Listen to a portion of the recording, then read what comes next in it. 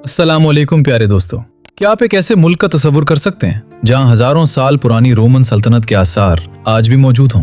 यहाँ पानी पर तैरने वाला एक ऐसा शहर है जहां एक भी गाड़ी मौजूद नहीं और जहां दुनिया की सबसे मशहूर सुपर कार्स फरारी और लैम्बोर्गिनी पैदा हुई हों।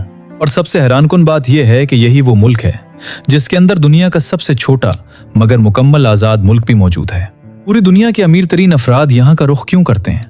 ये है इटली, एक ऐसा मुल्क जहां हिस्ट्री, ब्यूटी और मॉडर्न लाइफस्टाइल एक साथ चलते हैं। इस वीडियो में आपको वो सब कुछ मिलेगा जो इटली को समझने, एक्सप्लोर करने और यहाँ जॉब्स, वीजा और लाइफस्टाइल के बारे में एक वाज़ेह तस्वीर देगा। हाल ही में इटालियन गवर्नमेंट ने पाकिस्तानी शहरियों के लिए 10,500 वर्क वीज़ों का ऐलान किया है, जिसकी मुकम्मल तफसीलात आपको इसी वीडियो में मिलेगी, इसलिए आखिर तक जरूर देखें और हमें सपोर्ट करने के लिए एक लाइक और कमेंट जरूर करें। तो दोस्तों, ये है इटली, जिसे इटालियन रिपब्लिक कहा जाता है, और ये जनूबी यूरोप में वाक़ा एक ऐसा मुल्क है जिसका नक्शा एक बोट की शक्ल में नजर आता है, जैसे वो समंदर में आगे बढ़ रहा हो। इसका दारुल हुकूमत रोम है, करेंसी यूरो है और आबादी तकरीबन 6 करोड़ है। इसके इर्द गिर्द फ्रांस, स्विट्जरलैंड, ऑस्ट्रिया और स्लोवेनिया जैसे ममालिक हैं। इटली की तारीख इतनी गहरी है कि यहाँ के आम रास्तों पर चलते हुए भी आप हजारों साल पीछे चले जाते हैं।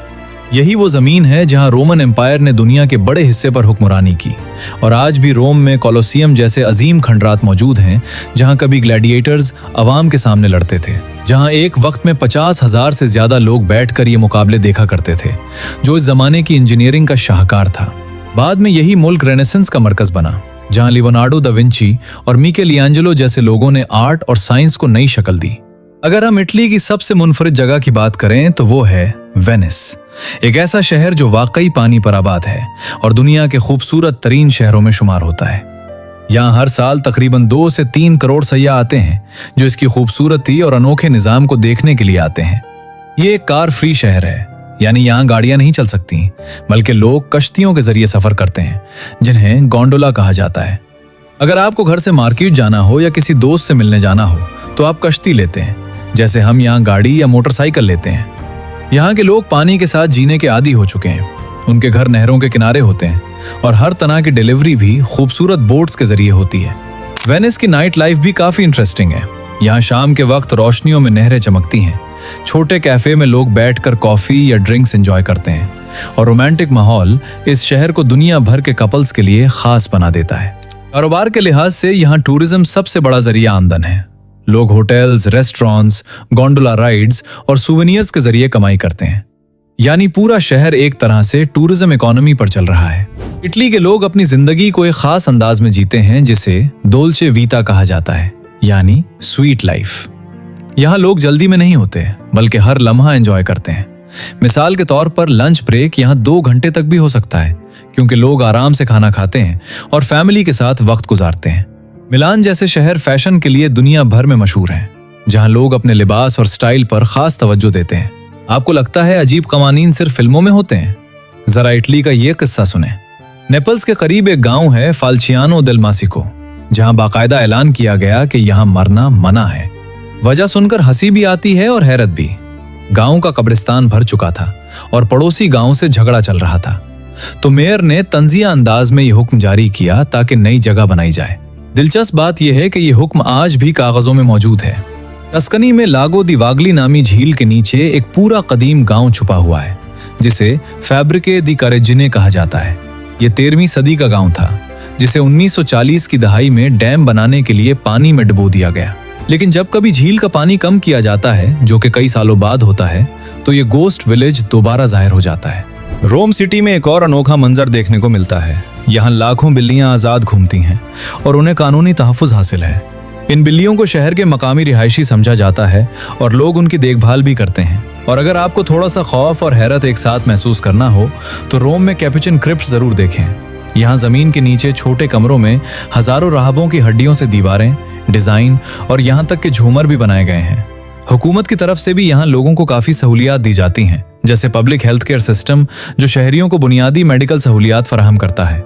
इसी तरह एजुकेशन भी काफ़ी हद तक एक्सेसिबल है और वर्कर्स के लिए कवानीन ऐसे हैं कि उन्हें मुनासिब तनख्वाह, छुट्टियां और जॉब सिक्योरिटी मिलती है। पब्लिक ट्रांसपोर्ट की बात करें तो इटली में हाई स्पीड ट्रेन्स मौजूद हैं, जो रोम से मिलान जैसे शहरों का सफर चंद घंटों में मुकम्मल कर देती हैं। मेट्रो सिस्टम्स बड़े शहरों में अवेलेबल हैं और बसेस और ट्रैम्स भी अच्छी तरह काम करती हैं। एक टूरिस्ट आसानी से एक ही दिन में कई मकामात देख सकता है क्योंकि ट्रांसपोर्ट सिस्टम काफी एफिशिएंट है। दोस्तों, क्या आप जानते हैं कि इटली के शहर रोम के अंदर एक और मुकम्मल आजाद मुल्क मौजूद है। इसे वेटिकन सिटी कहा जाता है और ये दुनिया का सबसे छोटा मुल्क है, मगर इसकी अहमियत पूरी दुनिया जानती है। यही वो जगह है जहां पोप रहते हैं और यहाँ मौजूद सेंट पीटर्स बेसिलिका दुनिया के सबसे अजीम गिरजाघरों में शुमार होता है। इटली ने दुनिया को बहुत सी ऐसी चीजें दी हैं जो आज हमारी जिंदगी का हिस्सा हैं, जैसे पिज्जा और पास्ता। और यही मुल्क फरारी और लैम्बोर्गिनी जैसी लग्जरी गाड़ियों का मरकज है, जिनमें फरारी सिर्फ एक गाड़ी नहीं बल्कि एक स्टेटस सिंबल समझी जाती है जो इटली की इंजीनियरिंग एक्सेलेंस को जाहिर करती है। दोस्तों, अभी तक आपने इटली का सिर्फ एक हिस्सा देखा है। आगे वीडियो में आप जानेंगे कि यहाँ जॉब्स कैसे मिलती हैं, कौन से स्किल्स डिमांड में हैं, बिजनेस कैसे शुरू किया जा सकता है, यहाँ शादी के कवानीन क्या हैं और वीजा कैसे हासिल किया जाता है। इसलिए वीडियो को आखिर तक जरूर देखें क्योंकि असल मालूमात अभी बाकी हैं। सयाहत के लिहाज से इटली दुनिया के टॉप ममालिक में शामिल है। यहाँ कोलोजियम, लेनिंग टावर ऑफ पैसा, वेटिकन सिटी और अमाल्फाई कोस्ट जैसे मकामात हर साल लाखों सयाहों को अपनी तरफ खींचते हैं। दिलचस्प बात यह है कि दुनिया में सबसे ज्यादा यूनेस्को वर्ल्ड हेरिटेज साइट्स भी इसी मुल्क में हैं, जो इसकी तारीखी अहमियत को जाहिर करता है। अगर आप रोम जाएं तो ट्रेवी फाउंटेन जरूर देखें। ये शहर के मिडिल में वाक़ एक मशहूर फाउंटेन है जहां लोग रिवायत के तौर पर सिक्का फेंकते हैं और कहा जाता है कि ऐसा करने से दोबारा रोम आने का मौका मिलता है। वीनस में सैन जॉर्जियो मजोरे चर्च एक अलग ही मंजर पेश करता है। उसके टावर के ऊपर से जब आप चारों तरफ देखते हैं तो नीले पानी में तैरता हुआ पूरा शहर, दूर चलती कश्तियां और सुनहरी रोशनी में नहाते गुंबद ऐसा लगते हैं जैसे कोई पेंटिंग जिंदा हो गई हो। जबकि कैप्रिनो वेरोनेसे के पहाड़ी इलाके में ऊपर की तरफ वाक़े सैंक्चुरी ऑफ मदोना डेल्ला करोना एक हैरानकुन इमारत है जो चट्टान के साथ जुड़ी हुई नजर आती है और वहां पहुंचकर नीचे फैले हुए मनाजिर देखकर वाकई महसूस होता है कि आप किसी खास जगह पर खड़े हैं। अगर आप शहरों से बाहर निकलें तो टस्कनी के सब्ज खेत, एल्प्स के पहाड़ और साहिली इलाके एक अलग ही सुकून देते हैं, जहां गाँव की जिंदगी सादा और पुरसुकून होती है। लोग ऑर्गेनिक फार्मिंग करते हैं और कुदरत के करीब रहते हैं। मईशत के लिहाज से इटली कार्स, फैशन और मशीनरी एक्सपोर्ट करता है, जबकि एनर्जी और रॉ मटेरियल्स इंपोर्ट करता है। और जर्मनी, फ्रांस और यूएस इसके बड़े ट्रेड पार्टनर्स हैं और मेड इन इटली लेबल दुनिया भर में क्वालिटी की अलामत समझा जाता है। इटली सिर्फ खूबसूरत जगहों का नाम नहीं बल्कि यहाँ अर्निंग का भी अच्छा पोटेंशियल मौजूद है। अगर हम सैलरी की बात करें तो यहाँ एक आम जॉब करने वाला शख्स तकरीबन 1200 से 2500 यूरो माहाना कमा सकता है, जबकि स्किल प्रोफेशनल्स जैसे आईटी, इंजीनियरिंग या फैशन इंडस्ट्री में काम करने वाले लोग 3000 यूरो या इससे भी ज्यादा कमा सकते हैं। लेकिन यहाँ एक अहम बात यह है कि इटली में टैक्स सिस्टम काफी स्ट्रांग है, यानी आपकी सैलरी का एक हिस्सा टैक्स में जाता है। इसलिए ग्रॉस और नेट इनकम का फर्क समझना बहुत जरूरी होता है। मिसाल के तौर पर अगर आपकी सैलरी 2000 यूरो है तो हाथ में आने वाली रकम इससे कम हो सकती है। अगर अखराजात की बात करें तो इटली में रिहाइश सबसे बड़ा खर्च होता है, खासतौर पर रोम और मिलान जैसे बड़े शहरों में। मिसाल के तौर पर एक छोटा सा अपार्टमेंट 600 से 1200 यूरो माहाना तक जा सकता है, जबकि छोटे शहरों में यही खर्च काफी कम हो जाता है। इसी तरह ग्रोसरी, ट्रांसपोर्ट और यूटिलिटीज मिलाकर एक आम शख्स का माहाना खर्च 800 से 1500 यूरो तक हो सकता है, यानी यहाँ स्मार्ट बजटिंग बहुत जरूरी होती है। अब बात करते हैं जॉब्स की, जो हर किसी के जहन में सबसे बड़ा सवाल होता है। इटली में फॉरेनर्स के लिए कुछ खास सेक्टर्स में ज्यादा मौके होते हैं, जैसे hotels, restaurants, delivery services, agriculture, seasonal jobs, care givers और आईटी फील्ड। लेकिन एक अहम बात यह है कि इटालियन लैंग्वेज जानना आपके लिए बहुत बड़ा प्लस पॉइंट होता है, क्योंकि ज्यादातर लोकल जॉब्स में बेसिक इटालियन जरूरी होती है। इटली ने पाकिस्तानी शहरियों के लिए वर्क वीजा और जॉब्स का एक अहम प्रोग्राम शुरू किया है।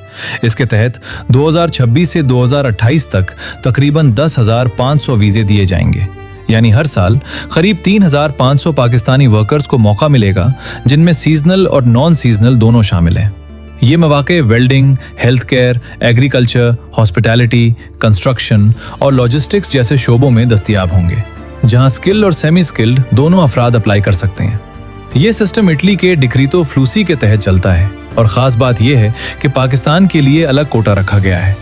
लेकिन यहाँ एक अहम शर्त है, आप खुद बराह रास्त अप्लाई नहीं कर सकते, बल्कि इटली में किसी कंपनी या आजर से जॉब ऑफर लेना ज़रूरी होता है। वो आजर आपके लिए वर्क परमिट नुल्ला ओस्ता अप्लाई करता है, जिसके बाद आप पाकिस्तान से वीज़ा हासिल करते हैं। मशवरा यही है कि हमेशा कानूनी और मुस्तनद तरीका अपनाएं और गैर जरूरी एजेंट से बचें ताकि आप महफूज तरीके से इस मौका से फायदा उठा सकें। अगर आप ये सोच रहे हैं कि क्या इटली में पाकिस्तानी मौजूद हैं, तो जवाब है हाँ, और काफी बड़ी तादाद में है। खास तौर पर मिलान, ब्रेशिया, रोम और तुरिन जैसे शहरों में पाकिस्तानी कम्युनिटीज मौजूद हैं, जहां आपको हलाल फूड, पाकिस्तानी रेस्टोरेंट्स और अपने जैसे लोग भी मिल जाते हैं। अब एक दिलचस्प सवाल जो बहुत लोग पूछते हैं, क्या इटली में शादी करके सेटल हुआ जा सकता है? जी हाँ, लेकिन इसके कुछ रूल्स होते हैं।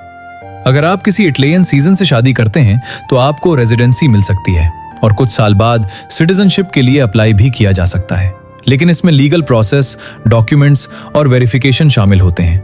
अगर हम वीजा की बात करें तो इटली का वीजा प्रोसेस आमतौर पर स्टूडेंट वीजा, वर्क वीजा या सीजनल वीजा के जरिए होता है, लेकिन यहाँ एक अहम चीज है जिसे अक्सर लोग इग्नोर कर देते हैं: वीजा रिजेक्शन रीजंस। मिसाल के तौर पर incomplete documents, weak bank statement या अनक्लियर पर्पस ऑफ ट्रैवल आपकी एप्लीकेशन रिजेक्ट करवा सकते हैं। इसलिए अप्लाई करने से पहले प्रॉपर रिसर्च और डॉक्यूमेंटेशन बहुत जरूरी है। एक और हकीकत जो जानना जरूरी है वो है सेफ्टी। इटली ओवरऑल एक सेफ मुल्क है, लेकिन टूरिस्ट एरियाज में कुछ स्कैम्स भी होते हैं। मिसाल के तौर पर रोम या मिलान में पिक पॉकेटिंग के केसेस देखने को मिलते हैं, या कुछ लोग फेक ब्रेसलेट देकर बाद में पैसे मांगते हैं। इसलिए थोड़ा अलर्ट रहना जरूरी होता है, खास तौर पर क्राउडेड जगहों पर। आखिर में सबसे इंपॉर्टेंट बात, अगर आप इटली नहीं जा सकते तो भी आप यहां से अर्निंग कर सकते हैं। आजकल बहुत से लोग रिमोट जॉब्स, फ्रीलांसिंग और ऑनलाइन बिजनेस के जरिए यूरोपियन क्लाइंट्स के साथ काम कर रहे हैं। मिसाल के तौर पर ग्राफिक डिजाइन, कंटेंट राइटिंग या आईटी स्किल्स के जरिए आप इटली की कंपनीज या क्लाइंट्स से यूरोज में कमाई कर सकते हैं। इटली दरअसल एक ऐसा मुल्क है जहां तारीख, खूबसूरती, कल्चर और मॉडर्न जिंदगी एक साथ चलती हैं, और शायद यही वजह है कि जो एक बार यहां जाता है वो उस मुल्क को कभी नहीं भूल पाता। अगर आपको ये वीडियो पसंद आई हो तो उसे लाइक करें, चैनल को सब्सक्राइब करें और कमेंट में जरूर बताएं कि आप अगली वीडियो किस मुल्क पर देखना चाहते हैं, क्योंकि ये सफर अभी जारी है।